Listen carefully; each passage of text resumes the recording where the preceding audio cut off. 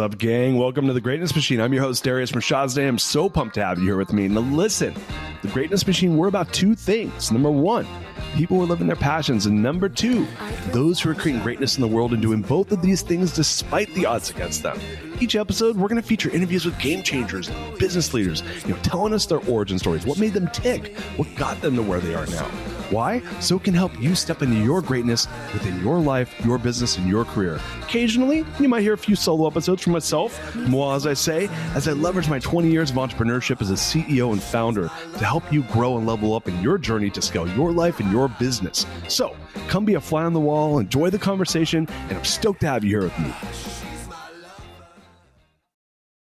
Guys, welcome to today's episode of The Greatness Machine. I'm your host, Darius Mershazde, and boy, do we have two special guests, Joshua Pellicer and Peter Cobabe. Oh, Peter Cobabe is in the house. What's up, guys? I almost fucked that up. How's it going, Darius? Oh, man. Sometimes I get a little overwhelmed when there's new, and because I was telling you guys when we first started the show, I said I've only done 3 people. This is, I think, the 3rd or 4th time. So it's always like a new element, but I'm here. I'm ready to roll. You guys ready to roll? Have a good show? Let's do it. Let's do it. All right. Well, so I met Joshua and Peter at Gathering Titans, and the audience, as you know, I talk about MIT and GOT all the time, and it's always interesting because it's really, every year we have 12, 15 speakers, and there's always a couple speakers that I walk away in my brain. There's always at least one. I'm always like, there's going to be at least one that I gain something either personal or professional from that blows my mind. And usually it's professional or personal. Usually it's personal. There's always like, I'm at this stage in my career where it's like, it's pretty rare that someone's going to roll in there and like blow my mind with something new in business just because it's just because I've gotten the shit kicked out of me for so long. It's like, I've had enough pain where I've had to solve enough of my own problems, or it's just rare that I have a problem I hadn't thought about. And Joshua and Peter, like literally my brain exploded. We were sitting there. I'm like, I have more questions than I had before they started talking. This is really painful. And so today we're going to be talking about the AI revolution and these two gentlemen and they're the part they're playing in this revolution that's happening. And so I'm really excited to have you guys here to educate our audience on all things AI. So welcome to the show, fellas. Thanks so much. Great to be here, Darius. Very good, cool to have you guys here. So you guys might be thinking right now, the audience might be thinking like, well, why these two? And so we were at GOT and they were really talking about like, they did a whole session, which like you guys probably could have done like a 2-day session, which they ended up doing. They had a conference in Austin a couple months later where basically that's what that was. But it was really around like how we as business owners, how can we prepare for AI and what are the changes we should expect, and really some great practical advice on how to think about AI. And so Joshua and Peter are co-founders of realtime.ai, and that's RLTM.ai. I think I got that right. Is that correct? Mm-hmm. Yep. And so really they're out there working with entrepreneurs and business people, helping them get their companies and teams ready for this revolution that's already amongst us. They're co-founders of Real Time as well as serial entrepreneurs.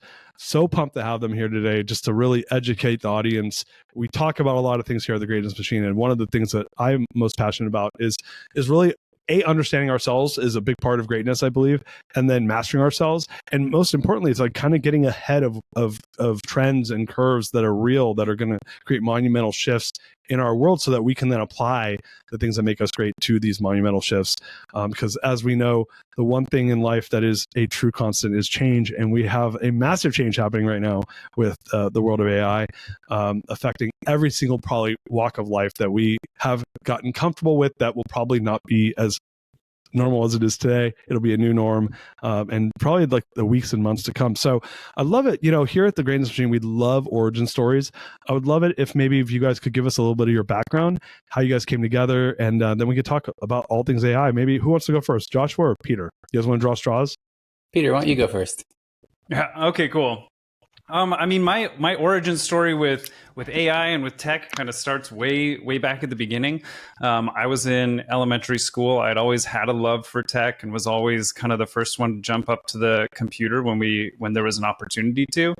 But it was in 5th grade, the school principal comes and pulls me out of class, and she goes, "Hey, the early morning computer teacher is leaving for a week. Will you come teach the class to your peers for a week before school, and we'll pay you. And so I was like, this sounds great. Let's do it. And teacher came back at the end of the week, and the principal pulled me aside again and said, hey, we want to let her go. Will you just continue to teach this class? And I was one of the youngest people on the school district payroll. And so my career, like helping people with technology, started just from a very, very young age.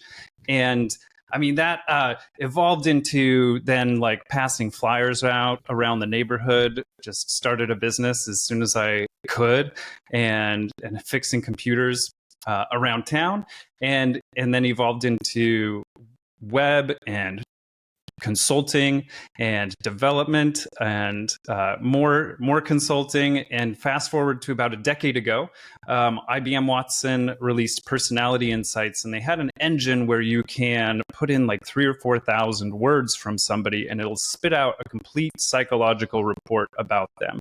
And so we started developing an application around this in order to align consumers up with the products and services of people who shared similar values with them. And the whole drive was to try and create a more values-driven consumer. And so that's kind of some of the first AI work that I started doing. And then, it was more than 2 years ago now that the GPT models were released. I came across these APIs from OpenAI and started building tools, and that's when Josh and I met. And I'll kind of let him bring us up to speed and drive us into the current moment. Yeah, I love it, Josh. By the way, so I know I'm not supposed to ask people's age, but how old are you, Peter? I'm roughly 40. Turned 40. Okay. Yep. So when you were in the classroom, how old were you when you were in the classroom teaching computers to kids? Fifth grade is like, I think like 11, 9 or 10 or 11. Yeah, something like this. I only say this because I have a fifth grader, so I know. Yeah. He's So I was 11. 10, 11. So was it like an Apple IIe? Like was this the days of apples in schools? Or were you It teaching was them? like just after this. We actually had PCs and, like 286s, tiny hard drives. We'd load like all the applications on disk. Like you put the disk in and have to fire it up in DOS. And in fact, like when they were teaching us typing, they handed out a photocopied picture of a keyboard to everybody, and they're like, put your fingers on the home screen and like reach for the T. And it was early. I love that. I'm 46, so I'm like, when I was like 9, I think I got a Commodore 64 for Christmas. Yes. So yes. So I'm like old school. I'm like probably the first generation where like kids were getting computers that you could actually do something with, kind of. And I remember I was like 14 in 1992, and we were going on bulletin boards and downloading like the what was it called, the Anarchist Cookbook. Oh yeah. Right. So I got you, man. You were in fifth grade when that was happening. Yeah. Yep. You're teaching kids. Me and my friends were making bombs. Anyway, different Josh, crews. I know. I was a little older and more mischievous. So Josh, why don't you give us a little bit of your origin story? Yeah. So I started as an entrepreneur really when I was very young too, not in tech. I sort of saw the power, not necessarily of making money from business, but getting what you want from business. So sometimes it was money, sometimes it was friends, sometimes it was introductions to the right people, whatever it was. And I just kept starting companies. So by the time I was maybe between 14 and 30, I had started about 30 or 35 different companies. Wow. And I would start a company, it would give me what I wanted, and then I would abandon it, and just move on to the next thing. I wasn't even trying to make money from it, thank God, because if I was trying, I would have failed a lot because I didn't make hardly any money. But I did get a lot of value from it. And a little bit later on, I started getting all this eclectic knowledge over time. Eventually got into marketing and publishing and launched a publishing house and exited the publishing house. So I had a little bit of time. I was probably about 31 years old around that then. And I bought myself some time. So I spent that time studying like any normal person would do. I studied chemistry and historical chemistry, technically alchemy. So I spent pretty much all of my time studying some weird science around this, and then eventually got to the place where I opened my own R&D lab.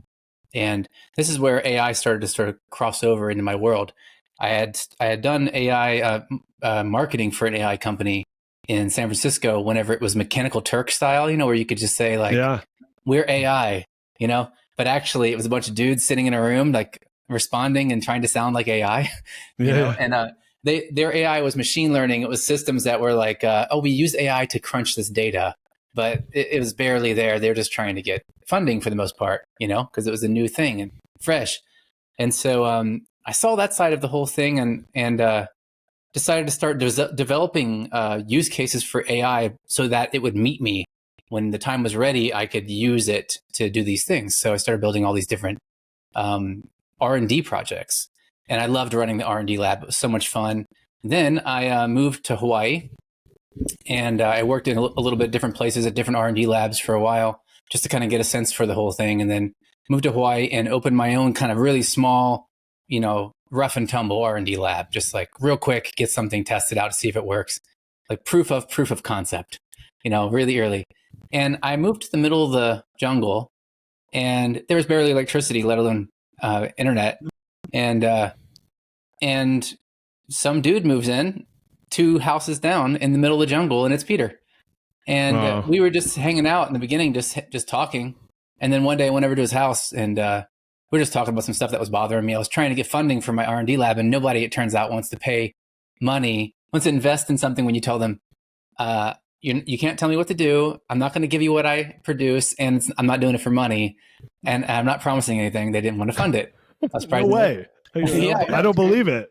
It's a real world, So I was over there complaining to Peter, and he listened. And then after a little while, he turned to finish something real quick, and I noticed it because I was doing marketing before this for a long while, selling books, online, and I was pretty good at that actually. And so I saw him turn around and do something, and I'm like, "What are you doing over there?" And he said, "Oh, I'm using AI to." This is before ChatGPT. I'm using AI to write a website, and I was like, "No, you're not." Like, I know what you really mean. You're using AI. He's like, no, look. And he pushes it. He says, "Tell me about a business." And it's like, okay, let's make coconut shoes, right? Shoes made out of coconuts. And he's like, okay, coconut shoes. Boom. Pushes the button. Full on website. Totally developed everything. Produced on it. And the copy wasn't great because it was really early stage AI. But I was like, wow, we should. I bet if we got together and we made a system here, we could do some of this copywriting work. And maybe I could fund my R&D lab, I was thinking in the beginning. He was like, let's do it. So we got a client immediately, wrote some copy, built an entire tool for writing this really complex copywriting style for sales, released it, and it worked. Not only did it work that we produced this piece of copy, but the person who used it started converting cold traffic, which means that they were converting ads to sales straight out from ad to sale from the first time that they posted this thing. And I went home, the 45-second walk to home after that. And I started crying. I was like, I can't believe I just spent, like, part of me was dying, this part of me that I built up for this talent that was valuable. Suddenly I knew it was only a matter of time before anybody who had, any kind of head on their shoulders was going to sit down and be able to do this. So I just, after that, I said, I need to focus on this, and we're going to do this only. We did some copywriting stuff for a while, but then we started getting into the real fun stuff, which was, of course, building our own tools and AI-ifying our own business. And then we got into, I think, the absolute best place to be and to play with this whole thing, which is training people to do the same thing, to AI-ify their job and all their positions so they can work on the more human, on the business stuff instead of in the business stuff. And I think that's the big shift right now that we're running into, is that you used to hire employees to work in the business where they go do a task. But pretty soon you're only going to hire employees that can AI-ify the task and then move on to the next one. And they'll be working on the business, and it's going to be a completely different terrain. If you don't know how to do that, you're going to be left in the dust, truly. So wow. I love that. I love that. So, well, first of all, congrats on you guys connecting in the jungle. That's obviously been a positive impact. Yeah. I have a question, just because I think a lot of people, especially non-tech folk, right? Well, it's always something new, right? Like, it's like, I'm just going to throw out a few like tech like themes that I've observed. I'm in San Francisco right now. I've lived in San Francisco for I don't live in San Francisco anymore. I live in Austin, which I think is kind of like the new San Francisco. But I lived in San Francisco from 2001 to 2017, and then I moved to Austin in 2017 after having gone there since '05. And so you have things like, Internet of Things, and then you had like 3D printing, and then you have, crypto and, blockchain. And now I saw something the other day that said that a lot of these like Bitcoin like miners are now converting their data centers into AI, right? Into these like essentially like energy farms for AI. I might be messing that up, but it was funny when I saw it. I was like, oh, like this is the new thing, right? And if we go back to even like 2 years ago, blockchain, and it's probably still happening where blockchain is, and I'm a believer in blockchain. I think that it makes sense that you're gonna, you don't need to like have all these records of the transactions and things that have happened. You just have like a permanent like ledger essentially. But that's out of vogue. I'm sounding like I'm so 2021 right now as I say these things, right? And now the new thing's AI. And I have a lot of friends who are landlords here in San Francisco, and I can tell what's happening in the world of tech based off of like who their tenants are, right? and and so like one of my buddies who has a place in the Mission, like that's it's a bunch of small like almost like fractional offices for rent. It's all AI guys now.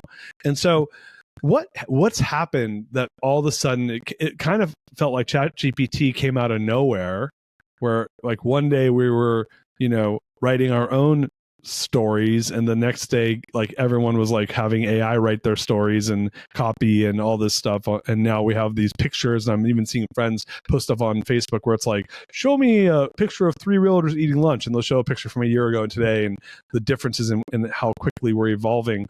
What happened from a technological standpoint that made this such a relevant change? Because I feel like there was like a day that where all of a sudden things just changed. I'd love to hear your guys like take on this. Yeah, I can kind of jump in there. I think what happened is all technology sort of starts with this announcement of what's possible. And even AI, it was 1950 when the concept of AI was birthed and born. And it was almost later that the Jetsons cartoon was out, and we like see this technologically driven world, and we have flying cars and robots that do your dishes, and like the hype is the first thing that gets sort of broadcast. And since technology grows on an exponential curve, and our expectations and our thoughts are this sort of linear curve. At first, we're like thinking about all the promises, but we're not seeing any of it, and so we're in this deceptive phase, or even just like disappointment and disillusion. We're like, wait, I thought technology was going to take care of this by now. I thought technology like would have gotten here. But what's happening is like slowly underneath that linear expectation is the exponential curve is doubling in its capacities, and it's doubling it's halving in the time it takes for that capacity to be realized. And so these technologies pop up and suddenly hit the radar once that doubling happens in under a year. And so GPT models and large language models are an outcropping of machine learning. This has been going on for a couple decades, but suddenly the technology got to a point where the advancements were happening so fast that it's on the radar, and the capacities finally meet this level that we've been knowing they could get to, what appears to be out of the blue, because like the previous doubling technique, or the previous doubling period was like a 3-year period, and then suddenly in under a year and a half it doubles in its capacity and its power and its intelligence. And so what I guess I'm trying to say is it's this exponentially deceptive curve that we don't see it coming. We're like disappointed and disenfranchised along the way. And then suddenly, oh my gosh, it's here. And we step into a whole new world when it comes to the application of that technology. And so large language models put AI on the map in a whole new way. And I think mostly because they started to exhibit what looks like thinking like a person. And this is the first time we've gone from like, no, I have to hard code a program to actually there's some logic, there's some reasoning, there's some gray area that I can give to the machine. I can give to the machine that it can help me make sense of that we never had before. Interesting. My most best real life example of that is one day I had to mail my DVDs back to Netflix, and the next day I could download it directly from the app. right? Completely. Like there was a day where that happened where I stopped mailing my DVDs back to Netflix, and like people that are like over the age of 30 will like remember that, right? And that was the day that I said, I'm not going to Blockbuster anymore, so but that was a thing, the whole right? world like, said that, right? right? Yeah. Like, hey, look, there was a day where I was like, man, I can't wait till my Netflix DVD comes in. And then there was a day where I was like, why would I do that? Right. So it makes sense. It's funny. We had a former guest on the show. His name's Jeff Booth, who wrote this book. And it was essentially like kind of a dystopian. I'm blanking on the name. I should look it up while we're on the show right now. But essentially, it's all about what you're talking about, which is the human brain cannot think exponentially. Right. We think in a linear fashion, to your point. And so because of that, we don't we get surprised, and he used the example of like Moore's law, I think it is, the doubling of speed of the microchips every 18 months. And he's like, exactly. Look, like if you double a double, he used the example of a piece of paper. He said, if you fold a piece of paper in half, he's like, and using this idea of exponential thinking, he said, do you know how thick the 30-second fold is? He's like, it's like from here to the sun, right? Right. Like that's how, paper thin. Yeah. Right. From paper thin to from here to the sun. And he's like, so it's hard for us to comprehend, like, what does the next double even look like when we start thinking of the complexities of the world and this idea of Moore's law doubling the speed of change in these different areas. So I think that was a great description, because it did feel that way, where I was like, whoa, there's this thing called ChatGPT that I can't even get on because it's like the servers are crashing because too many people are trying to jump on it. And then it's like making these, like, I'm having it write these ridiculous stories for me. And then next thing I know, everyone I know is writing their emails with it. Right. So I'm sure I'm totally talking like a Neanderthal now, probably compared to what you guys are doing with it. But not at all. We're still writing our emails with it too. Yeah, we're doing other stuff too, but So my twin brother is a little bit dyslexic, and he's a hardcore salesperson, and he's not. He's going to make a bunch of typos. He's not, is not good at that sort of stuff. And so we started work. We were building a private equity business, and we brought in a partner came from Goldman Sachs, really polished guy. And he's South African dude. He's like, hey, what's up with your brother? Like, he's very formal in how he writes his emails. I love it. And I'm like, he's like a little bit too formal. I'm like, Mike, are you sending your email responses in ChatGPT? He's like, oh, it's like the best. I'm like, dude, you sound like an English duke writing an email. This is about a year ago. Like, you sound like an English duke writing an email, like writing a letter and putting closing the envelope with a sealed piece of candle wax. Like, exactly. Like, dude, you need to tell ChatGPT to sound more colloquial. Come on, man. Tone it down. Tone it down, dude. You sound like you just came out of like an English prep school. So it was funny because that's what I was doing a year ago. So when you guys are looking at now, when we're talking about, like, I think a lot of folks who are in businesses, when we start looking at business, and I find that technology seems to go into a business and make a manual process faster. That's how I think of technology. And my former business, and we talked a little bit about this when we were off the air, I was in the mortgage business for a long time, and mortgage business is a business of people doing repetitive tasks and making sure that things look a certain way. And then you are essentially mitigating the risk to meet a guideline, and it's all rule sets. And then if you're good, you press the fun button and you send people money. And I'm like, oh shit, like, this is an industry that's going to get, the only part of that business that I think has any legs to even be relevant more than 5 years from now is the sales side of the business. Because I think the rest of it can get automated. And it's been this automation process through the agencies over the last 30 years. They have automated underwriting, and now it's, human verification of that. I'm like, well, you can get a computer to verify that stuff. So when you start looking at the mortgage industry, which is just this like layered transaction process, and you look at this from every single industry that doesn't require some person going and getting their hands dirty, I'm like, holy shit. Like all these people are going to lose their jobs. Like that's how I think about it. Like, do you guys have a perspective on this? Are you guys like, yeah, Darius, it's scary, or like, yeah, Darius, it's so exciting? Well, I don't think that we think it's scary so much. I mean, I do see that it could be scary if we were resistant to this whole thing. I'm certain we'd be scared, of this whole thing.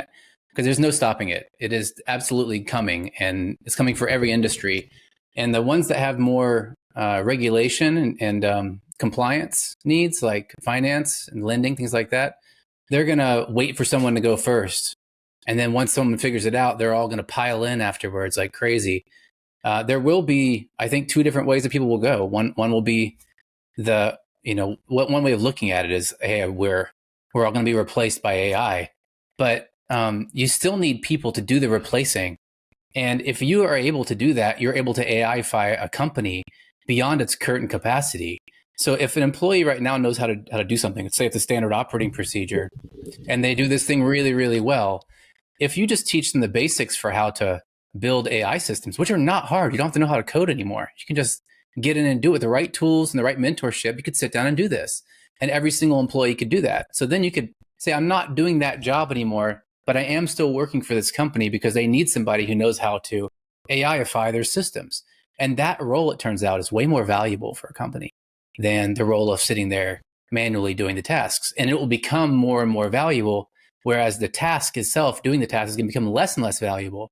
Peter, you have a way of looking at this. I think it's really fascinating around, the information being like content and then context and all the different sort of levels of value.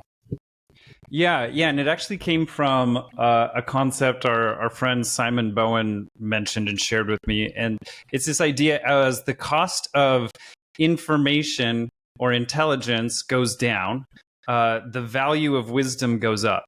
And so, especially in these early days, like we see that, you could have a random person with ChatGPT attempting to do mortgages, or you could have an expert in the mortgage business working with a technical team, working to automate these processes and to pick it apart and to begin the process on their own. And obviously the expert or someone with more capacity, wisdom, and experience inside of an industry or inside of a role or inside of the work that needs to get done and needs to be automated is going to be the most potent and powerful person right now to help with that process or to create that process, because they're the ones who can check the machine as you're prototyping to go like, oh yeah, that's the right output. And so we will watch technology continue to make each of these processes easier to do, quicker, require less resource, time, money, require less skilled experts. That's going to happen. However, like if you position yourself above the line of what is becoming tech enabled, if you can focus on the parts of the business that the technology will never replace, that is where there is going to be increased value. And that's where people who cut that out and just try and automate everything are going to sort of struggle in this game, because there is a human element to this, and nurturing it and understanding it becomes part of the edge. I love that. And so what you guys are basically talking about right now is what blew my mind, which is, I think when I started hearing AI, the term AI, I automatically thought, oh, it's just going to be like everything gets automated, right? Which I don't think I'm wrong to a certain degree. There's the idea of AI is that a machine does these parts for us, right? Mm-hmm. Like I don't need to, read my email and pull the email and tell me which one's important. I could train AI to do that for me, and then it can show me, and I can be like, yeah, I want to respond to that because I don't want the computer to respond to that person because it's unless we can automate them reading my mind, right? Which maybe they will at some point. But and so at first, my perspective I'm going to kind of circle back to a comment you made in the very beginning of the show around this, mechanical Turk, right? I think there was a website, mTurk, right, where you could hire people to like pretend to be AI, right? And I've been a big proponent in my businesses, even today, I have a virtual assistants in the Philippines that are probably using AI all over the place. I was catching them doing my show notes for this in ChatGPT early days, and I'm like, that has nothing to do with what we even talked about on the show. Like, what are you guys doing? like, knock it off. Just, yeah, you have to do work. Sorry, at least for now. What's funny though is the platform we're on, Riverside AM or Riverside AM here or FM it actually does show notes now through AI, right? Mm-hmm. So I probably should ask them to do it because it does a pretty good job, but I scared them when I, because you could, like this a year ago, you could tell when ChatGPT was giving you the answer. It's probably less obvious now. But the point where I was going with that is, I've been of the mindset of like, oh, this is a technology play. This is like all, oh man, and my natural, and I think a lot of listeners who are not tech founders or tech people probably had the thought, or even still have the thought that I had initially, which is like, oh, this is a tech play. I'll let the technical people figure it out, and then once they figure it out, they can tell me what to do, or they'll change my system. It'll use this AI stuff, and like we'll move faster. Right. That was how I thought about this early days. Mm-hmm. And I think probably a lot of that's probably been true because you've needed programmers to update your technology, and I needed people to write code, and I needed them to test in an environment, and then they bring the updates to the system, and then our system has some bugs in it, and we bitch at them about it, and then we go and we go back to work, and it only interferes until it's not noticeable, and then it does its job. And there's various rounds and revolutions of that in the business over the last 20 years of me being in business. I said early on in the show, my brain exploded was I had a realization, I had an epiphany in April when I met you two, which was, oh yes, everything I said, there's some truth to that this is going to happen through technology. So nothing new there, nothing shocking there. But my brain exploded because I realized, no, this is not just a technology change. This is a L&D exercise. This is a learning and development exercise. I never had, and so everyone listening right now, Darius, what the hell are you talking about?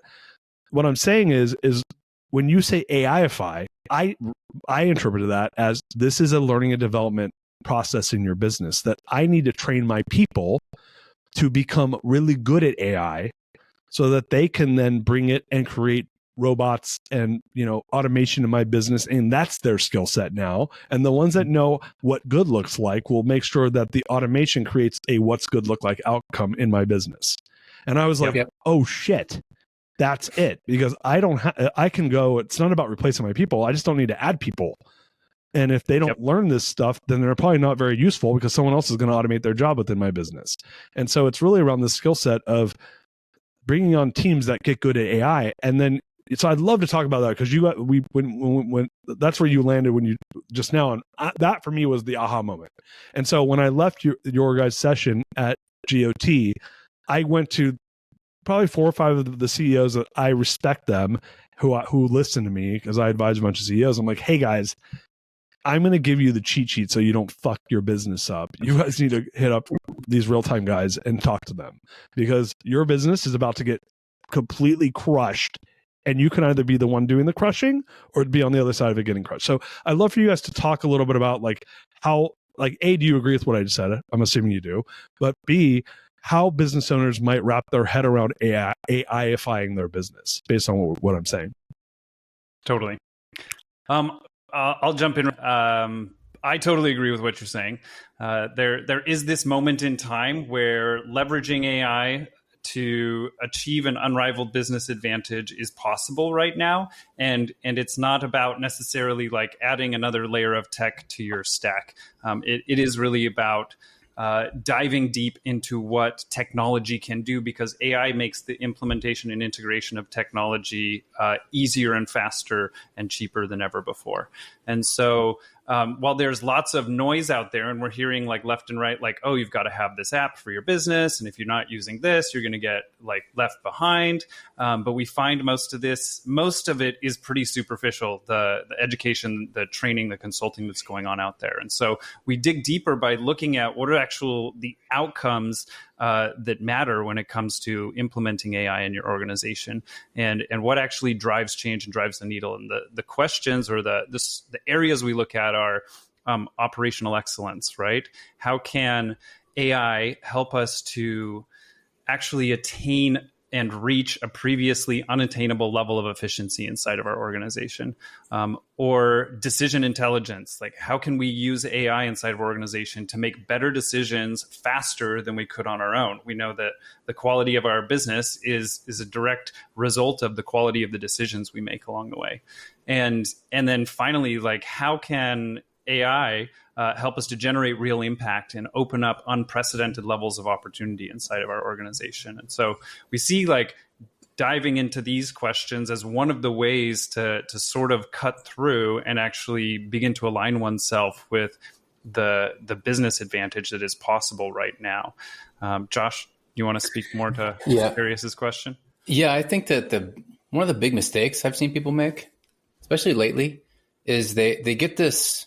They're very intimidated by AI, which I totally understand why, because it seems like it's going to be some crazy, difficult thing to understand. But it's finally tech has reached us where we are, where we can talk now. I can talk to this thing and say, program me this thing, and it'll write all the code for me and launch it, And that means that anybody who's got ideas now can actually go straight live from idea to action. And I think it's a mistake to say we're just waiting until the off-the-shelf tools that have AI become relevant for our business, where like this note taker app is going to get the perfect extraction of our notes and is going to then know who to send it to in our company. And eventually when we're just going to say, hey, I just use this app and it does everything. No, you're not. That's not going to happen. What's going to happen is, yes, these big companies, they are going to build tools like that. They are. And they're going to watch everything you do, just like Amazon. And then what does Amazon do? Whenever you have a great product on Amazon, if they can, they compete. They know exactly how many people are trying to buy. They work it out and they compete with you and push you out. And these bigger companies are going to do that. You're not going to survive that way. You're going to feed your baby to the monster that way. And that's exactly what's going to happen to a lot of people. And because they're thinking like this, they're thinking, oh, just like in the past, it's always been like that. You wait, you get the right tech. The tech eventually meets your needs. You sign up for that tech, and that's a piece of your tech stack. You're right. This is not a piece of your tech stack. This is a new way of thinking about business. And a small group of people, and Peter and I, we launched a company in 6 hours from idea. We talked about it a little bit at the GOT talk, like that. Neither of us know everything we need to know in order to do all that stuff. We use AI tools to be able to do it. Anybody who's got $20 a month and can afford ChatGPT is about to compete in your industry. And they have your lessons that you've paid lots of money to learn. They have those for free. And they can build something better. They can go look at all your negative reviews and say, I built a company that's just like this, except it doesn't have all these negative things.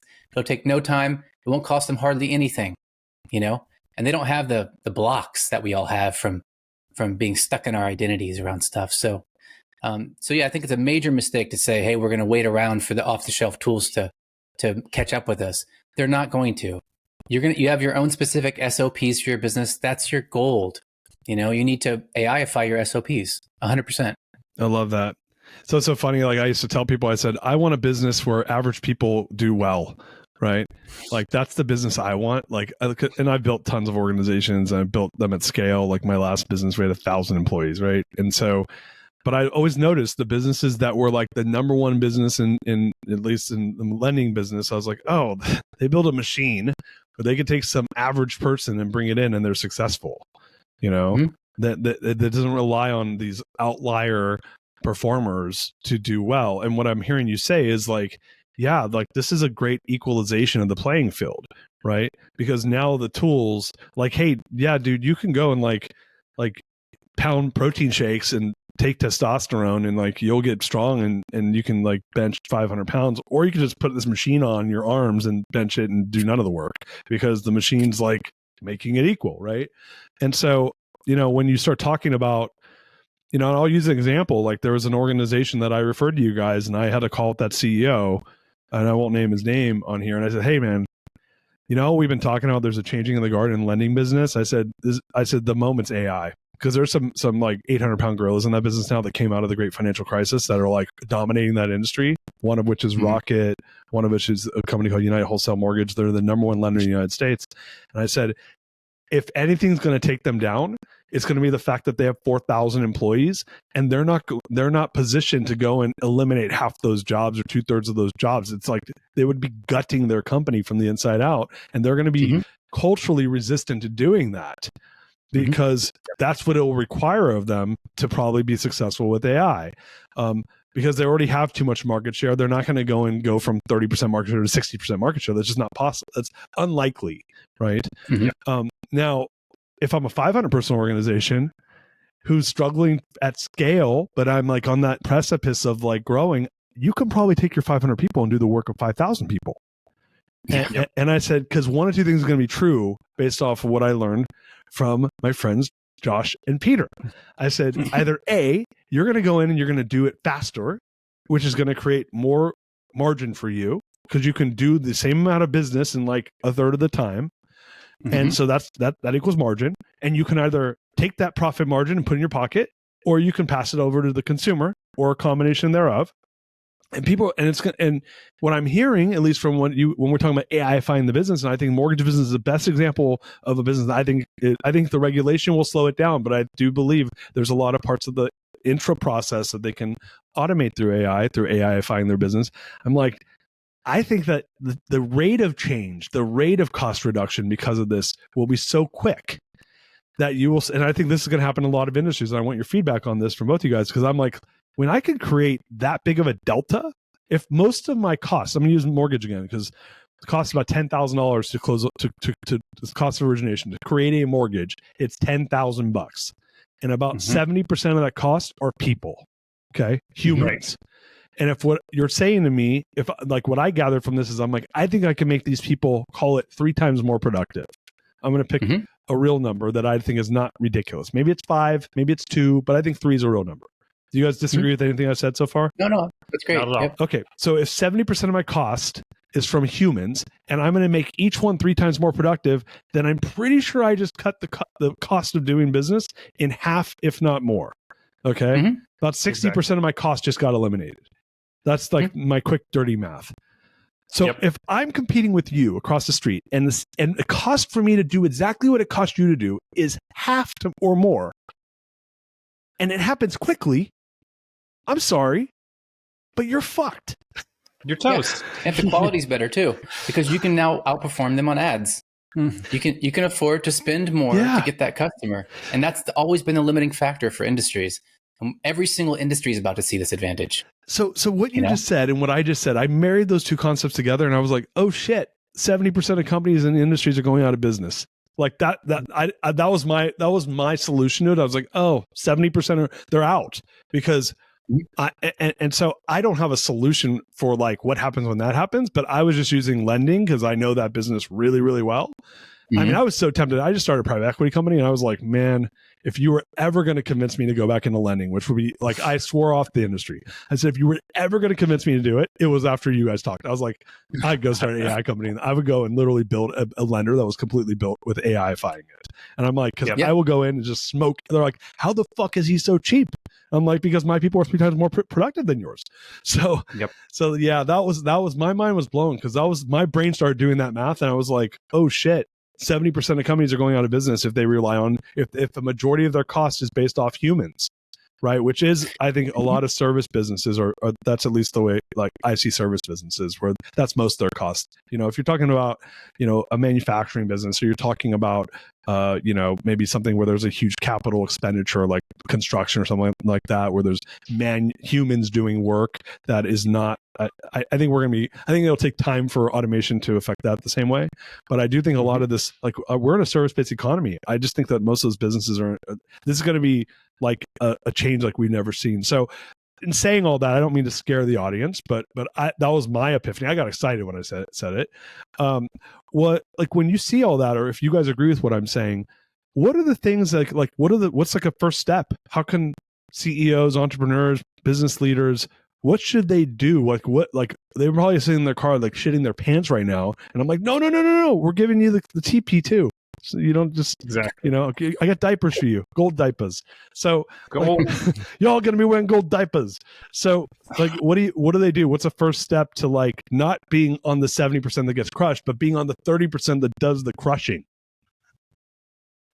The first step is to download ChatGPT or Claude or one of these large language models and start using it for yourself. Even if it's to start asking the questions of how do I AIify my business? How do I take my standard operating procedures and turn these into digital automations that can enhance the productivity of my staff and my team? If Josh and I have any edge, it's that we have just spent more time experimenting than others. And so the very first place to start is to cultivate a relationship with it and start to understand what those edges are. Start to understand how the technology works and how you can engage with it so that you can speak to it from a personal spot. That's step 0.1, Darius. Yeah, I also think that here's a simple thing to do. You have in your business, you have a whole array of different standard operating procedures that probably nobody follows anyway, because if you even have them, most companies wish they had all their SOPs, but they don't, and when you do, you only read them when you're training and then you don't read them anymore. But what if you took your most valuable SOP, whatever that thing is, there's always one, 80-20 distribution here where you have, some 20% of your SOPs produce 80% of the money for the company. Take one of those and say, okay, this is a 15-step process. And somewhere in the middle, add an AI version of one of the steps. It'll eliminate half of them or more of the steps. Say, go in here, paste this thing. You're going to have to do it yourself first. Someone's going to have to go in and trailblaze this in your company, which is why we decided to train people on how to do that stuff, But, you can do this without that. You can get in and just start taking your SOPs and adding an AI tool in the middle of them, ChatGPT or Claude, for example, are really good places to start, like Peter was saying. And just say, I've got a 15-step process. Steps 3 through 12, I can do with ChatGPT, and the output is the same every time, same level of quality. Now people will actually, the crazy thing about this that we don't think about is that the reason why your company starts to produce some people in the positions that do better than others is because people deviate from the SOPs, right? They do. They always do. So here's the thing. The reason why is because no one wants to keep a computer screen open with the dang SOP on it and stare at it all day long. It's fatiguing. It's tiring. And it makes you feel like a robot. So what if you did your work in the SOP? And that's kind of what happens whenever you start AIifying your SOPs.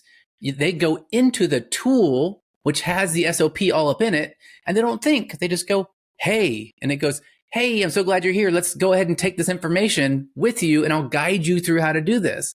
So, you used to have, these, we've came across this one company that Peter was telling me about that put two programmers to each computer. Remember this, Peter? You're telling me about this company? Yeah. And they were amazing. They found great results from doing that. People were doing way, way better. And you think about that, it makes a lot of sense because someone's there to help keep you on task. Someone's there to help work out your ideas. Now everybody has that second person sitting there if they are allowed to use it.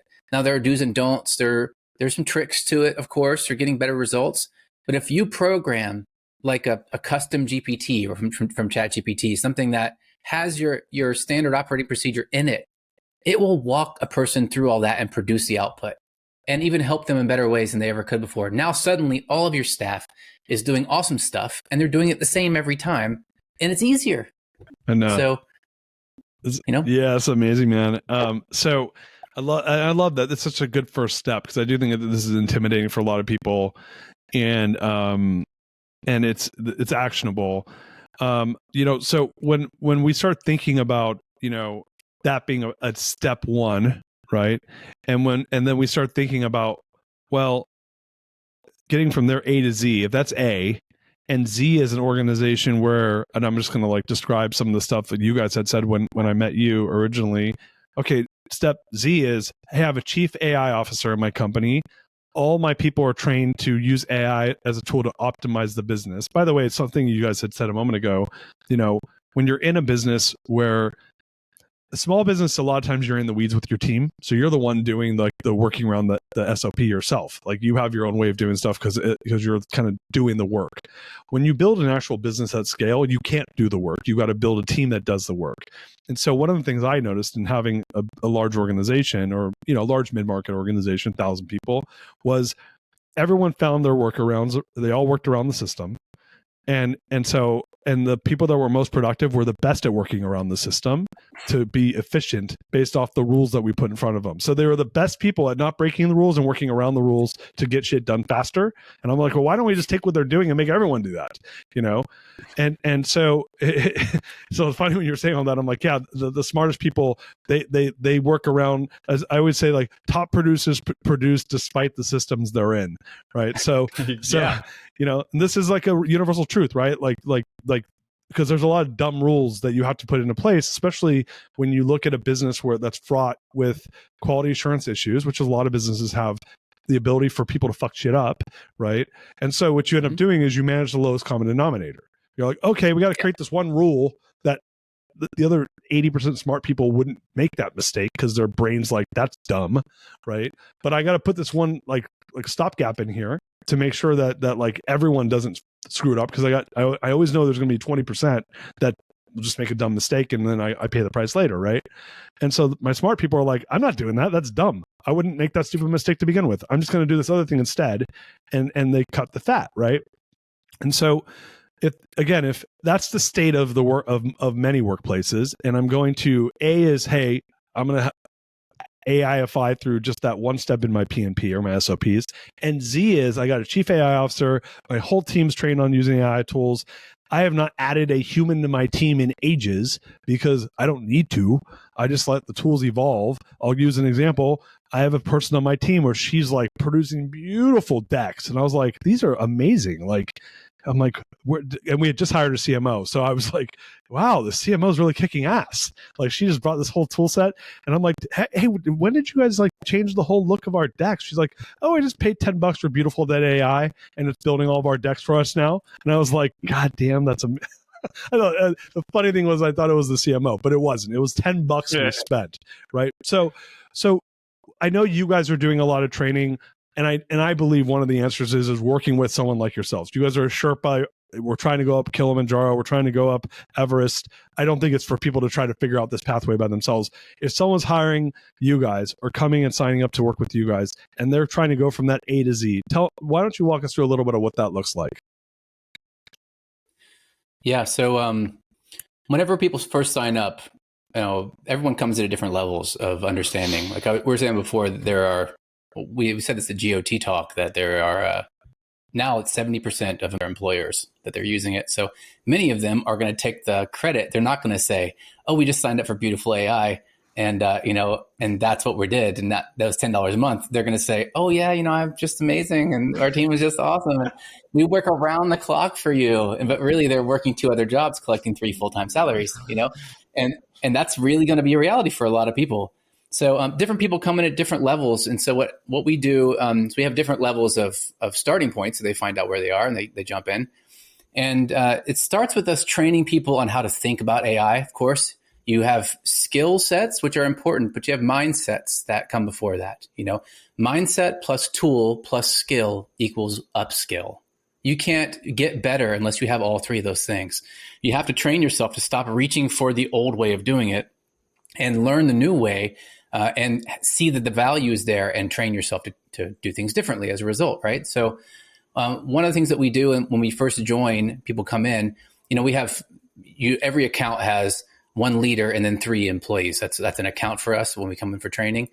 And so they all get onboarded, they all get straight, put into the group and get into the training. And then we do these calls where we have the breakdown of how to build something, a tool. We come in with a template as well for that tool. Basically, the tool's already built, and we teach them how to customize it. So you learn how to build your own tools for your own business.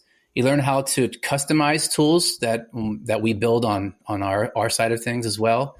You learn how to think about AI that gives you exponentially more advantage over everybody else. That's really, I think, the key is learning that. And then you learn also, all these different ways that you can use AI within the company, which ways you shouldn't use it because there are detriments.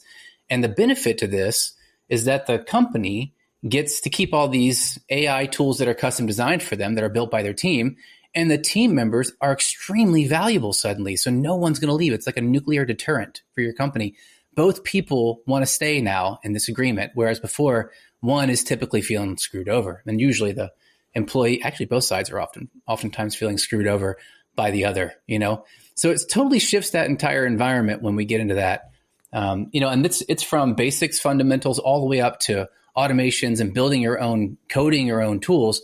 But not a lot of people even need to go that far with it. A lot of people just stick around in the never-ending training that is within their wheelhouse and helps them do their job and AIify their side of their business. So what we do find, though, is that people who were in traditional roles, they tend to upskill to such a major degree that suddenly there's a new role for them in the business that wasn't existing before.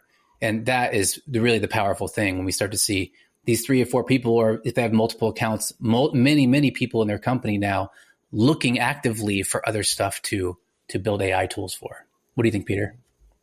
Yeah, I would just kind of, to summarize that, when we talk about, A is someone who's never, is just getting started in all this. Z is this person with this clear view. They've got a chief AI officer. They know what they're doing. There's kind of 3 things that we know, qualities that these people have out on the end of the scale. And the first one is they have a strategic foresight. And so we help people go from reacting to this new technology that's coming through to actually anticipating it and baking that into the strategy. The second thing they have is they have a technological mastery. They've developed a certain level of mastery of the technology. And so this is all about going from adopting new technology to actually being inventive and being able to take these tools that are available and invent new ways of using them that serve our business outcomes. And then the third sort of characteristic or quality of those who have figured this out and who have been on the journey is they've got a group of empowered people. And this is all about going from afraid to actually being heroic and marshaling this new technology to do great things inside of the organization. So those are kind of the 3 keys that we drive in the direction of as we Sherpa people along this Kilimanjaro journey. I love that, man. And it just gets me more fired up to do it myself. So I'm going to use my own business as an example. I know we're you guys got a few more minutes, or you guys got a balance. I know we're running over a little bit. Yeah, a few more. So I'll use myself. I was thinking about myself. I'm like, okay, I got an inbox that's never been, inbox 0 is not a thing for me ever. I don't even know how to, like, and I'm at inbox 100,000. So I'm like, how do I get to 0? It's like, so I was like, God, it'd be amazing if like AI could just go in and like know which emails and set up the filters for me. And then to remind me of stuff, because I always forget shit, and go and like, if I have a term sheet due for a company we're trying to buy, they go build it for us and then like proofread my stuff before it goes out. I mean, am I describing what an AI-fied company would do? Would it go in from, I'm the, one of the owners of the business. I'm a CEO of a company. I don't want to like have to go and read my emails. I want it to show me which emails to send. I got a term sheet and a deck due and a presentation. I want it to go and like, I'm going to give it minimum information or whatever the most poignant points are, like I would an assistant, and it goes and takes that and builds a deck and builds a term sheet and shows me it's good. Am I talking, is this like I want to get there. Tell me how you would train my team to make that happen. I can speak to that a little bit. I'll give you an example, right? So Peter and I recently, we had a pretty big boost in our business. We're growing pretty well and pretty quickly, and we're really grateful for that. One of the things we had to do was we needed support. With just on our personal level, we needed executive assistants and all that stuff. We hadn't hired any of those yet because we had built AI tools to do everything. So we didn't really need that person. But finally, we were like, we should probably hire this person. So what I did, my immediate instinct was, I just need to build an AI tool for them to use. So I built something just like you're saying, where all I do is push star on my phone when an email comes in, and it pushes to an AI tool that my assistant has access to. I built a tool. We built it on a program called Coda, just a prototyping program. It will read the email, determine whether or not she needs to reply, determine whether or not she needs to schedule something. And then if she needs to reply, it'll pull out all the things from the email she should reply to. And then I like to talk to somebody to reply to my emails. So she just then reaches out to me and says, here are the questions I have for you. And I answer them all. I could have easily just had that sent to me and I could just speak into my phone and anything that I wanted to do. But my preference was to talk to somebody. Now, I don't really pay her to do the work. I pay her so that I can talk to her instead of using an AI, honestly. And it's worth every penny for me to do that. She's great. She's, she I don't really know if she could do all this work if I didn't have AI tools for her, but she can do 10 times more work than she would normally be able to do. I can keep adding stuff to her plate. She's not going to break down and freak out as a result because she's not overworked, So, I mean, that's something that every single person who uses a tool like that would probably use it slightly differently, and you would say, here's how you know what things to pull out of my emails. And here's how you know whether or not someone should reply, that kind of thing. Or maybe you want all your emails to go, not just the ones that you push a star on, whatever it might be. But that's so simple to do. I mean, a lot of people bring their assistants in and they train their assistants on how to build these tools, and they just sit back and let their assistants do all that. You can hire somebody brand new that doesn't know anything about your company, but all they do is come in and build these things. It won't cost you hardly any money, and it'll be worth way more than you spend on them, So I think that's another really smart business move. And, Peter and I do our best just to allow people to help us, honestly, because we like people and we love the brilliant ideas. And, all we had to do, and this is the case for all of our clients, all we had to do was send them to the training. And then, so I hired an EA, sent her to our own training, and then she figured out how to do all this stuff. And then I just said, okay, do it. And she did it. It was awesome. It's like the kind of easy street business that you dream about when that they sell you on, in 18 cassette tapes or something, whenever you're on late night TV. And it's like, that's what you hoped it would be. And this is all the hype has been about this forever. But finally, it actually is real. And it doesn't take that long to get to a place of proficiency. Mastery is different, but you don't need to master it. Yeah. You're going to be better than 99% of people out there, so far beyond them with proficient or just good enough that you'll look like a god to them. I love that. So I know we're out of time here. So first things first, people that want to connect with you guys to learn more, get their teams trained up, work with you guys directly, where do they go? And then we're going to go to the greatness question and get the show wrapped up. But I want to make sure people know how to connect with you guys to learn more. Yeah, probably the best way to do that is just to email us, honestly, because we talk to everybody that signs up beforehand to make sure that it's going to be a good fit. So they can just reach out to Joshua at RLTM.ai. That would probably be the easiest way, and just say that you came from this, you listen to this podcast, and you think Darius is a sexy man, and so so just let us know, and we'll ask you a couple questions and jump on with you. That's the easiest way. You can also read about what we do at RLTM.ai. And just check it out and see there. But yeah, we like to talk to everybody ahead of time. We also realize it's a great power, and the Spider-Man quote, great responsibility. We really just want to help people who are cool and have great companies and great people, and they want to do great things. We're not trying to help you build Skynet. Oh shit! So. I love it. All right, so let's do this. We'll make sure we put that all in the show notes. This is, first of all, I really appreciate you guys coming on today. This has been enlightening. It's gotten me remotivated to explore this. I've been in startup hell over the last 9 months. We raised a bunch of money and we're trying to go buy businesses. And I was like, I got to get my team AIified, and it hasn't happened yet. So I'm going to do it. So I'll reach out to you guys separately. But let's do great. You guys ready for greatness question, and we'll get wrapped up? Let's do it. Right. Really? All right. So, and you guys can decide who goes first, but both of you guys should answer this. So, ready? Cool. Are we ready to go? Ready to roll? All right. Let's do it. Thumbs up. All right. So, what is the number one barrier to creating greatness that you've overcome in your life, and how did you overcome it? Who wants to go first? Peter. I'll go first. Yeah. So it's interesting for me. My number one barrier for me has been to get very, very clear with what I want.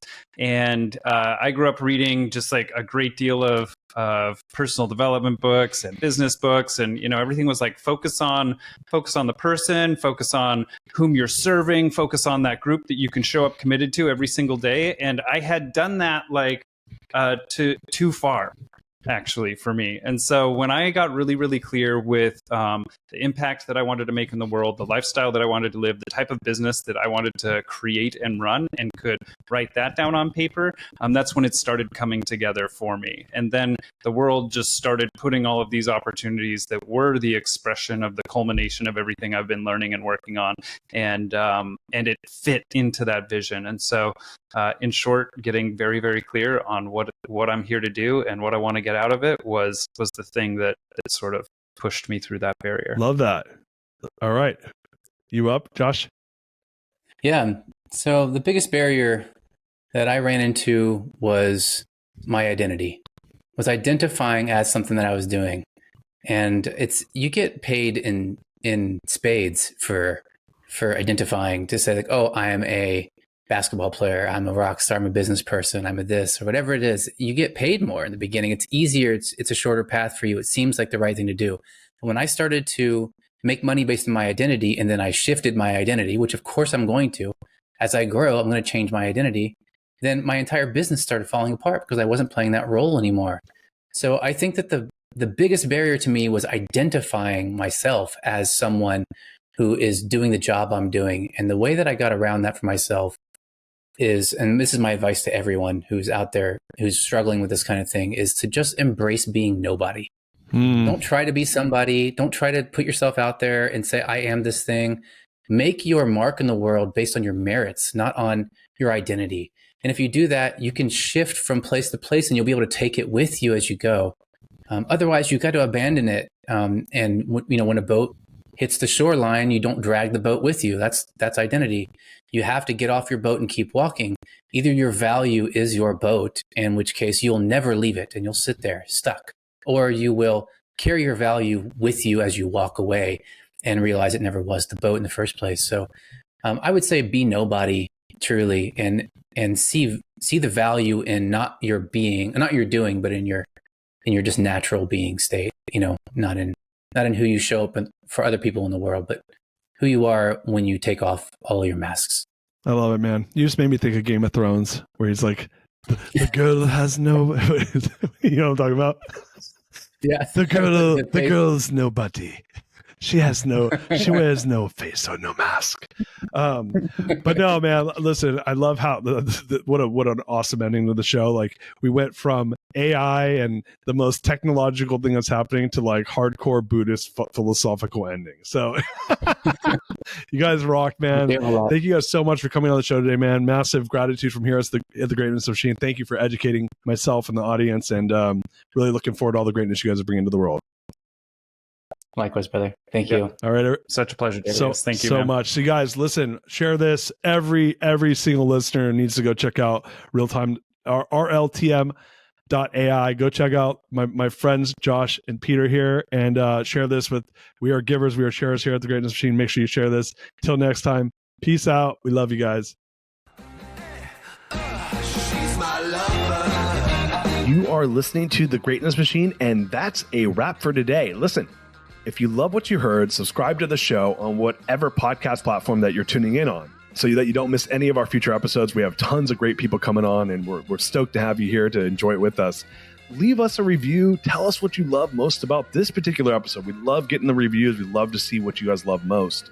And if this particular episode, made you think of someone who's leveling up in their business and in their life, print screen, share it with them. Leaders are the best givers, and after all, we're all here to support and grow with each other.